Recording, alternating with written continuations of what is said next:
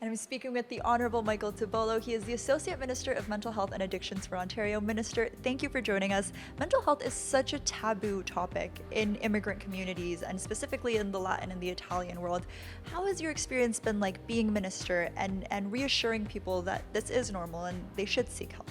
Well, that's a really good question, and it's really important for everyone that's watching and listening to us today to understand that without mental health, you can't have health. In our communities, we're always taught, especially as young boys, young girls, suck it up. You're going to be okay. Go for a walk. And we don't talk about issues that are really, really important today more than ever because of social media. There's a lot of influences on people that are, especially young people, that don't have the preparation yet to understand the things that they need to understand to be resilient and stay strong. So for me, the work that I do is I always try to speak to the parents to reinforce the cultural values that they have, the language, whether it's Italiano, Espanol. The languages are important. Why? Because they're the basis of our culture and our heritage. By sharing those things, by building that resiliency into our youth, they're less likely to look at alternatives. And sometimes those alternatives are giving into peer pressure, so substance use, and also dealing with the difficulties that young people have today. It's not like growing up when I was a kid today.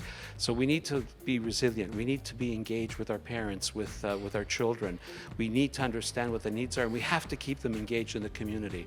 So it's important to watch soccer games, but also be in the soccer games. It's important to participate in activities in the community. That's how we build resiliency in our youth. One of the main issues in our generation has been, increased wait times to find a mental health professional and to speak with someone.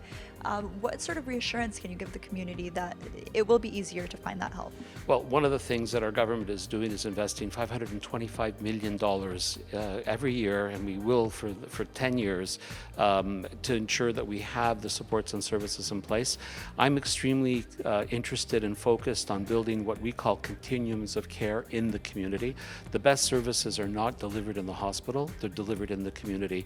So we're developing and supporting culturally safe and appropriate supports and services in all languages. And we have ways of getting to those services through through ontario.ca/mental health.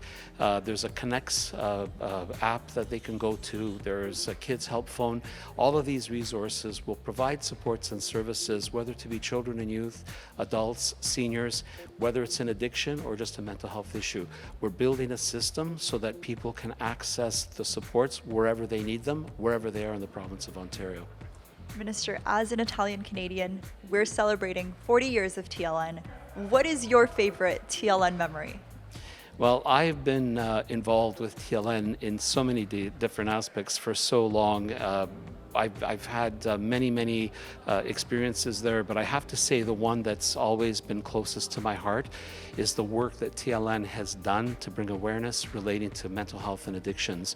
They've run a telethon, they've assisted us in supporting a very important cause.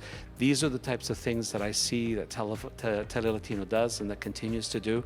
Aside from that, I have to say that I'm a huge fan of MASH, so it's the only place that I can still watch it, and I try my best to try to watch the hour that's available to me still. And of course, the movies in the evening where I get a chance to listen to today's Italian, and also Spanish, because those are languages that I speak.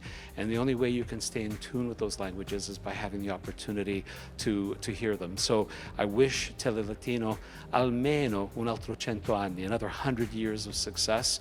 And please stay in the community, because one of the ways that we assure people's mental wellness is by providing them supports and services in their language. And that's what Telelatino does. So it's an important tool to help me do my job as the Minister of Mental Health. And what does the word multiculturalism mean to you? Multiculturalism means being able to not only live to the fullest extent possible your life in Ontario and in Canada, but also to share and to participate in other cultures and other languages.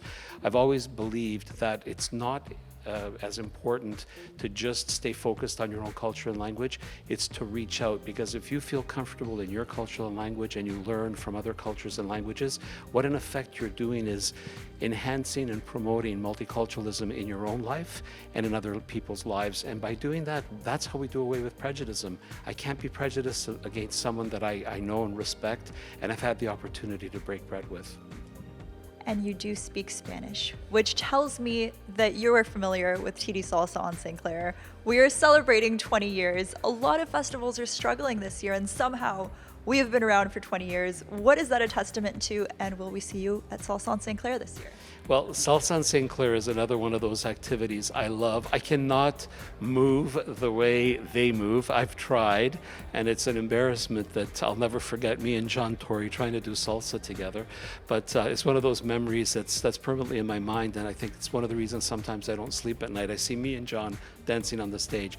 But it's a wonderful opportunity for the communities to come together, not just the Latin communities, but also the Italians and the other people that just have a fabulous time.